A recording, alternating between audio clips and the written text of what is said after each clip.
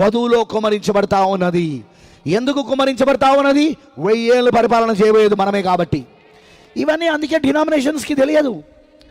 వాడికి తెలిసిందంతా యేసు ప్రేమిస్తున్నాడు, యేసు రమ్మంటున్నాడు, యేసు స్వస్థపరుస్తాడు, యేసు అద్భుతాలు చేస్తాడు, యేసు నిన్ను దీవిస్తాడు, యేసు నిన్ను ఆస్వాదిస్తాడు, యేసు ఇది ఇస్తాడు, యేసు అది ఇస్తాడు. వాడికి అసలు దేవుడి ప్రణాళిక తెలియదు, బైబిల్లో ఉన్న ప్రణాళిక తెలియదు. ఆదికాండం మొదలుకొని ప్రకటన గ్రంథం వరకు ఉన్న 66 పుస్తకాలలోని మర్మములు వాడికి తెలియదు. దేవుని మనసులో ఉన్న ఆలోచనలు ఏందో వాడికి తెలియదు. అందుకే తెలియక, అవి అర్థం కాక వాళ్ళు ఏం చేస్తుంటారంటే, ఓ వీళ్ళు తప్పుడు బోధ, అదిగో విలియం బ్రెన్హమ్ అబద్ధ ప్రవక్త, అగో దాన్ని బోధిస్తున్న మార్ బ్రదర్ ఒక తప్పుడు బోధకుడు. ఏం తప్పుడు బోధ చేస్తున్నాం మేము? బైబిల్లో ఉన్నది చెప్తున్నాం, బైబిల్లో ఉన్న ప్రణాళికను వివరిస్తున్నాం, బైబిల్లో ఉన్న అంశమును బోధిస్తున్నాం.